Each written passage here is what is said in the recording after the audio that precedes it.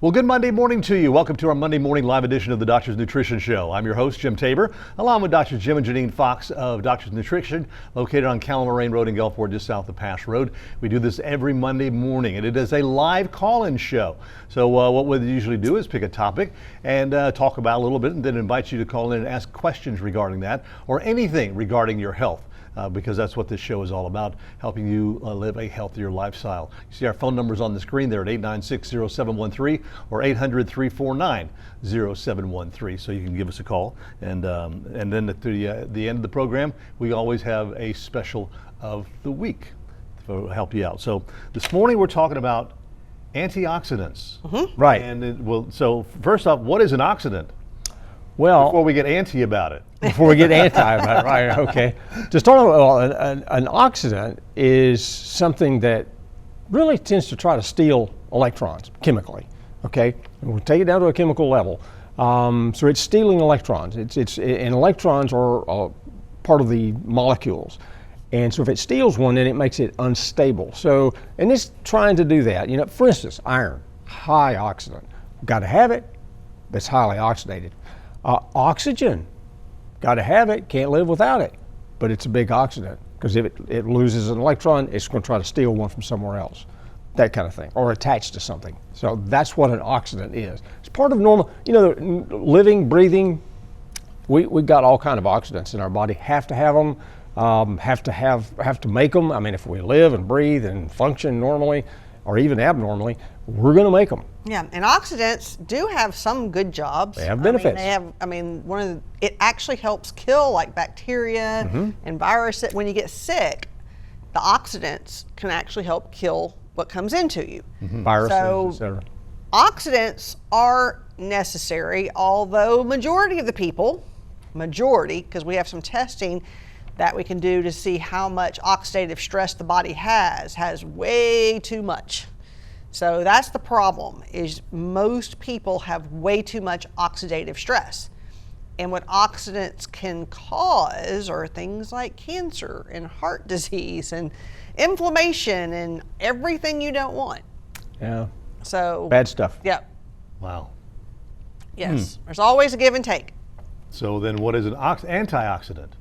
Well, it's something that gives up an electron. Right. Yeah, okay, basically down to the chemistry of it, it gives up an electron. So it satisfies the oxidants, okay, and because they're actually looking for that electron, and the antioxidant is something that will actually maybe even bind to some of our cells or get in that proximity and keep the oxidants from actually stealing an electron from, say, one of our cells, which could cause cancer and heart disease and all the other stuff that goes along with it, right?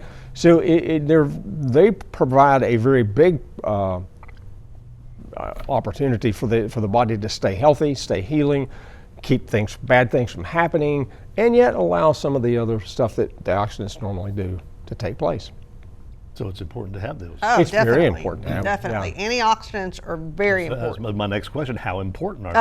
Oh, extraordinary. Well, without any antioxidants, you definitely do get illness. So you don't want that. And even, to stay healthy, you have to have antioxidants. And so that's one reason we decided most people don't understand. That's why we decided to do the show. I said, every time you mention antioxidants to people, I said, you've heard of antioxidants? They're like, yeah. I was like, do you know what they are? No. Well, no. I mean, that's what everybody says. So we were like, well, nobody really understands, even though they've heard the word antioxidant. And, and a lot of people don't that's why I kind of tell people that a lot, because talking about iron. Well, you don't want iron unless you need it. And one of the reasons is it's a very high oxidant. But it is very essential to build blood. It's essential for other things. Iron, you have to have it for other things. But it does oxidize. Just like the rust on your bumper, iron. Well, bumpers are plastic now. Well, plastic used to be the old ones. But even the good old days. Even plastic can oxidize. Yeah. Okay, believe it or not, it'll get that dull finish. I was going to say that's oxidation. That dull look on it when it. That's oxidation. And when oxidize is kind of your equivalent to maybe just your body rusting. I mean, you think about it, if you're oxidizing a lot. Deteriorating in some way. Deteriorating is not good. Mm-hmm. And last week we had this kind of a little bit of a continuation. I mean, we're going to talk more about antioxidants than anything, but we talked about that oxidized LDL and how important it is to know what your oxidized LDL is, because it does make a huge difference in cardiac disease and plaquing. And we already had an example, one of the ones that came in last week, on a statin, LDL cholesterol low as can be, I mean like 60, very low. Oxidized LDLs off the charts.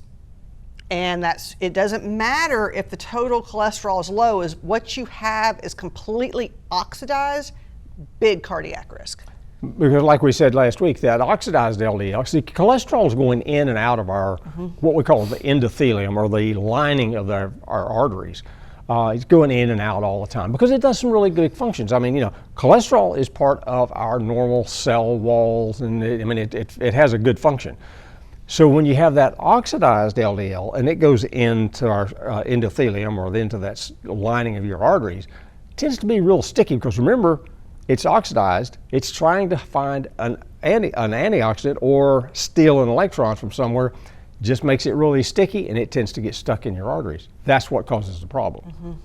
Yeah. Why can't they just all get along? Why can't they all just get along? I don't know. Well, Kumbaya, right? Yeah. That's what we're trying to do with nutrition. Yeah, trying to get everybody to get along. Yeah. But the oxidized LDLs, most people have never heard of that. Yeah. But, and if you have high oxidized LDLs, think about it. You probably got oxidized everything else too. Do you know what I mean? Yeah. When you have high oxidative stress, then you're gonna have high oxidative stress in more than one spot. So checking the oxidized LDLs, if it's sky high, then you probably have it everywhere. Now, just because the oxidized LDLs are not high does not mean you don't have oxidative stress everywhere else. It just shows that if it's high, it probably does mean you have it everywhere else. Yeah. So. And then it's a really important thing. I mean, let's face it. When if something's going to potentially cause problem in your arteries, don't want that. No. No, not at all. No. Well, another area that oxidation. That blood flowing is kind of important. Well, another place that oxidation affects greatly is the brain. Oh yeah. So yeah. Oh. And all right. Well, with dementia on the rise, that's something that you definitely want to pay attention to. Yeah. All right. We'll talk more about that when we come back. It's 8 minutes after 9 o'clock. Our live morning show here on this Monday morning. 896-0713 or 800-349-0713. We're going to take a break, and we'll be right back. And welcome back to 9 minutes after 9 o'clock. We're talking about antioxidants this morning and the importance of them. And someone wanted to know, what is the best antioxidant for prostate issues? Probably one of the best is something that you've probably never heard of, called sulforaphane or sulforaphane. Broccoli sprout extract, actually. That's where it comes from. Yep. But the raphanes, or the sulforaphane, sulforaphane, depends on who. I've heard it said both ways, and I got a real good friend that's a biochemist. I said, "What's right?" He said, "Whatever you want to call it." I mean, literally. It's a weird word. You don't hear I was it a going to say, I lot, wouldn't be able to say it either way. No, I mean, so I asked him. I said, "What's right?" And, because I figured he's the guy. He said, "Whatever you want to call it." And we have a product called Crucera, which is a high amount of I say sulforaphane, but everybody's different what they say. And it really has a lot of research on helping prostate enlargement and actually preventing and even treating prostate cancer. Yeah. So there's some good research out there on that. Now there's some other things kind of known for the prostate that are antioxidants, and lycopene is another one. Lycopene's one of the biggies. Right. Yeah. And even your saw palmetto, the beta-cytosterol in there actually does have some antioxidant effect too. So that's that's selenium. Selenium has some antioxidant effect, and it's really known for the prostate. So there's a lot of antioxidants that have been shown to be beneficial for the prostate. But we do use that Crucera a lot specifically for the prostate. But we have another product called Prostate Max. And Prostate Max is loaded with antioxidants. I mean, it's got some turmeric, it's got selenium, it's got your green tea extracts, it's got saw palmetto. It has lycopene, pygeum. All those have antioxidant effects. It does not have the broccoli extracts in it. No. When we use those, we use them in higher dose, usually in very specific problems. Right. Yep. Somebody's got a really elevated PSA or something like that. What about foods? What kind of foods are antioxidants? Your brightly colored foods are probably your best. Right. Okay. Think berries. Okay. Oh, yeah. blueberries, strawberries, any of the berries, Raspberries. raspberries, all the berries. Blackberries. All the berries. All your berries. The darker the color, the better usually. Yeah. But they have a lot of antioxidants in them. I got plenty of blueberries. Now you can get, of course, antioxidants from a lot of your vegetables that are even colors too. Even the common green stuff has some. Yeah. I mean, you like the green stuff. It has some antioxidants, but that's why you and I, we've all talked about, when we cook, a lot of times you'll say, well, rather than use just a plain green bell pepper, we'll use the colored red or the yellow, orange. orange. Because they got a little bit more of that antioxidant stuff, just different kinds of antioxidants, And, What you want to do is just get a wide variety of colors right. in your diet anyway. Yes. Yeah. Color is very important. It is. I mean, that's probably one of the, in looking at What about fruits, though? I mean, like you got your oranges and your apples and things Well, like if that. you do too much fruit, the sugar, you just don't want to overdo. That's what we always tell people, that on the fruit end, to keep your sugar down, because there is so many people that are diabetic, and especially where And we are, pre-diabetic. especially in South Mississippi, Yeah. that huge amounts of fruit are going to make them more diabetic, which in the long run is not good, because it causes glycation, and that, along with oxidation, is not good. Well, the hemoglobin A1C, the glycation she just Right. mentioned, that is a mark of oxidation. It's oxidative Right. stress on your red blood cells. In other words, damaged red blood cells. When you look at your high A1C, you're seeing how many of your red blood cells are damaged due to oxidation. Right. Okay. So higher it goes, more oxidation you got. And if it's damaging your red blood cells, it's doing something to the rest of you too. That's why the diabetics have the eyes and the kidneys and everything else. Everything starts going because of the damage it has. I was going to say, what if you have a shortage of antioxidants in you? I mean, what kind of damage can it do? It can damage everything, everything. Think about, I think one of the biggies that we keep talking about, she just brought it up a minute ago, was the Alzheimer's, the dementias and so on. Because believe me, it's huge. I started doing this about 42 years ago, and we never heard really of Alzheimer's. Oh my God, that was rare. Stuff like that. So, and dementias, it was just rare. It really was. Now, it's pretty common, and it's getting younger and younger and younger, and that's the scary part. And it's probably because if you look at the average typical quote unquote SAD or standard American diet, pretty much loaded with oxidized stuff. In other words, it's oxidants. It's got a lot of oxidative stress in that meal. The farther you go back, the more people ate real food at young ages. Right. And then the kids today eat like junk from the time they're born. Yeah. So, and it used to not be that way, even when I grew up. And I'm not that old. But even then, we didn't go out. We didn't go out a lot. We didn't have fast food. We didn't do all that. We ate real food. Yeah. Yeah. Another question from a viewer: are any antioxidants good for kidneys? Most antioxidants are good for the kidneys, with one exception, and that's high doses of vitamin C. Because vitamin C is an antioxidant, and you just don't want high doses of vitamin C because it can kind of cause an issue with the kidneys if you've got a kidney problem to begin with.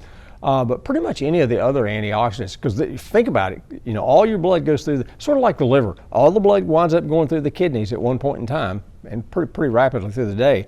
And so the antioxidants are playing a big role in trying to protect those kidneys. As far as specifics about the kidneys, a lot of the things we use for kidneys are not necessarily antioxidants. Right. Like I said, antioxidants are definitely good for the kidneys in most cases. Yeah. But there's a specific one that we say just for kidneys. One thing that I think is good for resveratrol. Resveratrol has been known to help a lot, and a lot of kidney patients tend to be diabetic, and resveratrol is shown to help with blood sugar and also alpha lipoic acid. And a lot of times, because alpha lipoic acid and resveratrol both have been shown to actually help with blood sugar control. And the thing about that alpha lipoic acid that she just talked about, if you've taken antioxidant, you've got some antioxidants in your system, what alpha lipoic acid does is it's kind of it helps to, what it does. Recycle. Yeah, it's recycle. It's a recycling machine. Yeah. It actually will go in there, and lipoic acid is, one end of it's fat soluble, one end of it's water soluble. So it can kind of work on both ends, whether it's fat or water soluble things. And what it does is it'll actually pick up something. If vitamin C has picked up an oxidant somewhere, alpha lipoic acid will actually take it away from it. Right. and leave that vitamin C to go back and work again, or other antioxidants. So it's just really good for recycling your antioxidant And vitamin load. E is also really good for the kidneys. Oh, huge, So yeah. E is another big antioxidant, vitamin E. So, that's why people, even your basic nutrients that you have to have antioxidant effects. But then there's specific antioxidants that are not necessarily an essential nutrient. Right. So, vitamin E is essential, vitamin C is essential, there's essential nutrients, and then there's just other things that are great antioxidants. Right. Okay. Yeah. All right, it's 17 minutes after 9 o'clock, and we're talking about antioxidants this morning. Our phone lines are open to you at 896-0713 or 800-349-0713. We got another break coming up, and we'll be back with that and this week's special in just a moment. And welcome back. It's our final segment of this morning's show. It's 19 minutes now after 9 o'clock, and we're talking about antioxidants. Let's go ahead and show you what the special of the week is for this week. This week we got one of our better selling antioxidants, and that's the green tea max. We call it green tea max because it's a very potent extract of green tea. It's got the ECGC, which is the actual antioxidant, a part of green tea. And it's a pretty potent one. It's like 450 milligrams of that ECGC. Per capsule. Per capsule, right. And green tea max has been shown to be beneficial for so many things. The oxidized LDL that we told people about last week, it definitely helps lower the oxidized LDL. And at the same time, green tea has been shown to help with basically weight loss. It helps metabolism. It's not a magic, like nothing for weight loss. Not a magic pill, but it does help. It actually helps increase the metabolism by like 5%, I think was what it says. So, it does help some with metabolism. It is definitely tons of research for anti-cancer. So the green tea max has been shown to be beneficial for the brain, the heart, weight loss so it's one of those things. That's one reason we put it on sale, is it's going to be used for such a wide variety of things. And just because you drink green tea, you don't quite get as much ECGC. Even if you get the best cup of tea out there, it's probably about 50 milligrams of the ECGC. So you'd have to drink quite a bit. You'd have to drink like 9 cups a day to equal 1 capsule. So that's a lot of tea. Yes. That's a lot of tea. So the thing is, that's one thing that I do tell people, it is easier. That's easier to take. You still can drink a little tea. Well, it's a good idea but too. Most people don't drink enough. I always have my little cup of sleepy time tea in the evening time. Yeah, and 1 to 2 of the green tea max a day is a really high dose. So the good thing is that it really is enough benefit to see a difference. Yeah. Yeah. Another question from a viewer, is arabinogalactin an antioxidant? Not really. It's more of a prebiotic. Yeah, more of a fiber type prebiotic. More fiber. I don't think I've never seen any research on the specific antioxidant There's so effects many of, things that are beneficial that have some antioxidant effect. It's not known for being one of the high antioxidants, Right. put it that way. Could it have some antioxidant effect? It's possible. Sure. Never really looked into it. That's not what we use it for. Great for boosting the immune system. Arabinogalactin, we use it to boost the immune system. It's a prebiotic, and it definitely, if you're sick, it definitely helps to get better You can quicker. even use it in babies. Yeah, you can even do it in babies. It's so safe. So the good it's that thing about safe. the arabinogalactin, it's more about an immune booster. Right. What other things are antioxidants? We have so many antioxidants in our store. If you start looking, so many things do have antioxidant effect, and we've already mentioned the C and the E and basic things like that. But then we've mentioned the green tea and the alpha lipoic acid, but some of your other really big ones, curcumin or turmeric. Curcumin is the active ingredient from turmeric or turmeric. Some people say it different. A lot of things have different pronunciations, and we all astaxanthin. Astaxanthin is a powerful antioxidant, and it's kind of known even having an affinity for the eyes. And it's something, and I always kind of tell the local people here too. When you think about that astaxanthin, and when a shrimp turns kind of that reddish, pinkish color when they're cooked and done, that's astaxanthin.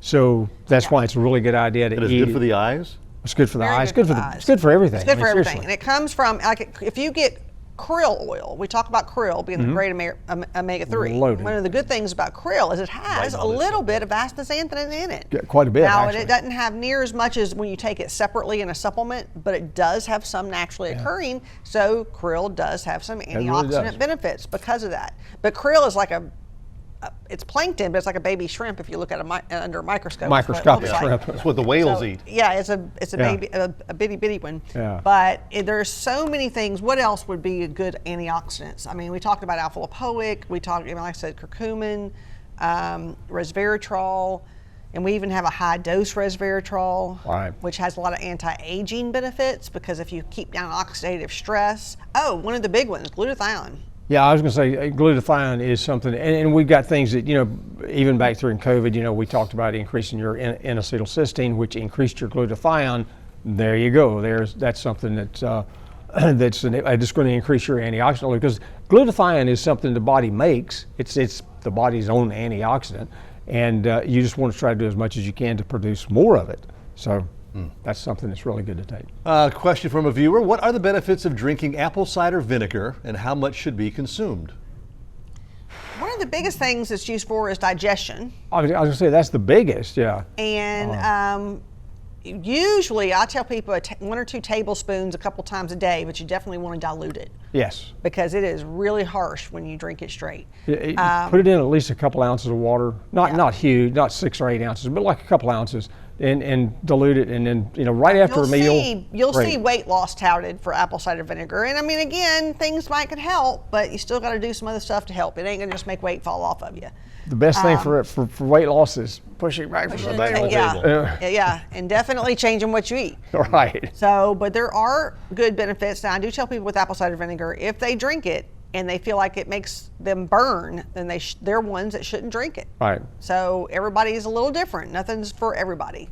All right, another question. What are the benefits of olive oil, and how much should be consumed? Really interesting. Olive oil does have some antioxidant capacity. A couple of years ago, there was a study that people that consumed as little as 2 tablespoons of olive oil per day, that group of people, what we call a cohort, that cohort had a 30% less cardiovascular events. Think about heart attacks and strokes, okay? Cardiovascular events. And so that's that. It's oleic acid is its main fat, and that's basically one of the better fats for us. It's high in monosaturated, not polyunsaturated. It does have some polyunsaturated, but it's mostly the monosaturated fats. And monos are very hard to get in the diet, and they're very beneficial for us. Yeah, and when they look at even the Mediterranean diet, that's one reason the Mediterranean diet is so beneficial is the olive oil that's consumed in a Mediterranean diet. Does it make a difference whether it's olive oil or extra virgin olive oil? Well, these cleaning products. It's better to be extra virgin, it's better to be organic, and it's better not to heat it. Olive oil cannot be heated over 325 or it starts oxidizing. So you want to definitely keep down the temperature on olive oil. And we talk to a lot of people that say, well, I cook with olive oil. I fry with it. I'm like, no. Well, I do too. I mean, but I don't get it real hot. I mean, saute. Saute. Yeah, something like that. So what's the best oil to cook with? If you avocado and walnut oil can go to high temperatures. If it's not, as long as it's refined. Yeah. Unrefined cannot, but if it's refined, it can. Yeah. Okay. Wonderful. Next week. Next week, we're just going to talk about fatigue. A Fatigue. big variety, a wide subject next week. Yeah. Fatigue was something that. It's the biggest complaint we hear. Really? I'm so tired. I'm just so tired. Yep. The biggest complaint we hear every day. Wow.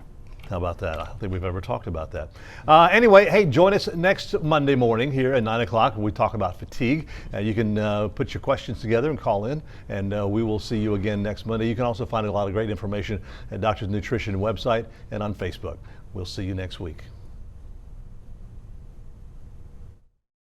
For more information on highlighting your business and services on Healthy Living South Mississippi, contact Jim Tabor at 896-1313.